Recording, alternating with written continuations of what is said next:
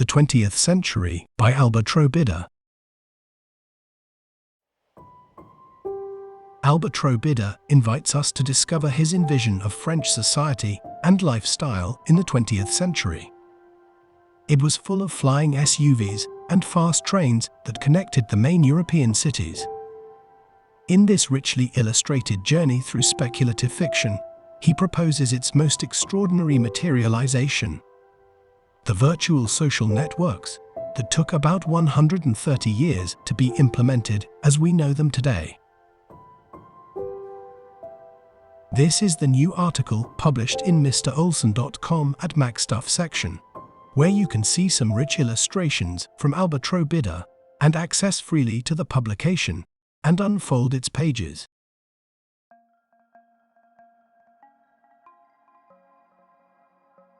Occasionally, there are accidents in which someone gets lost imagining alternative worlds, surrendering to a utopia that fills the future and makes innovation and technical and human development possible.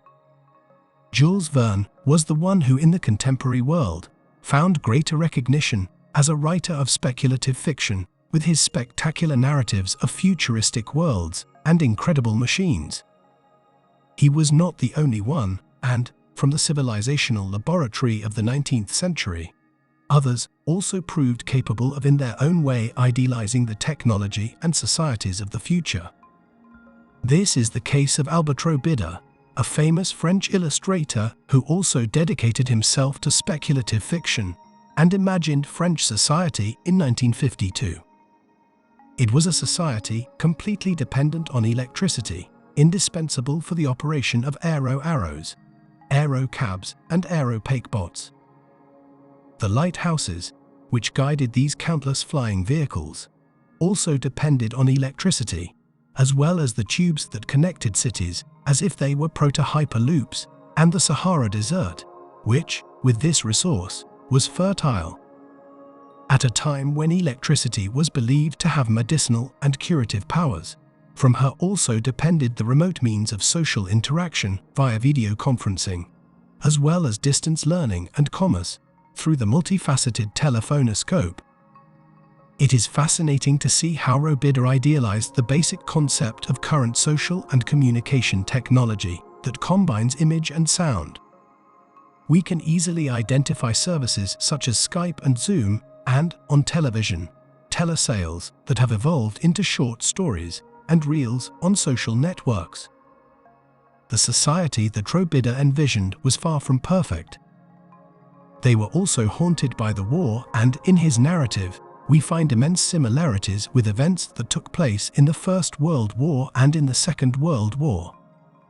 In Robida's peculiar view, biological weapons were widely used but calibrated to spare men in the prime of their strength and health and target instead the valetudinous, the weak, and the diseased organisms unable to withstand their putrid fumes. Some romanticization of war is evident when we observe the illustration of a regiment of soldiers mounted on bicycles with spears in hand in the style of Greek phalanxes, as well as infantry soldiers in armor.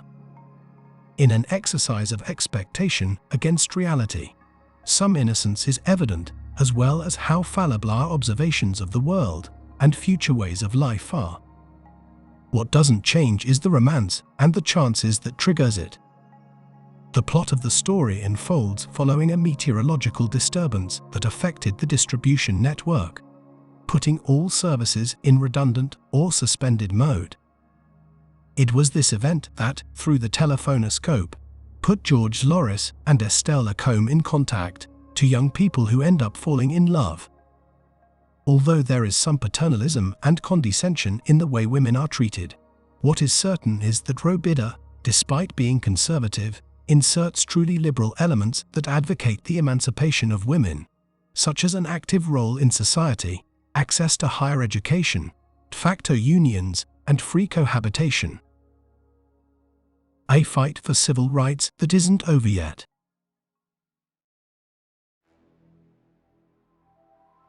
Thank you for listening to this episode. MrOlson.com is a storytelling blog of characters lost in time, of wreckage, of old things and historical dust. See you soon.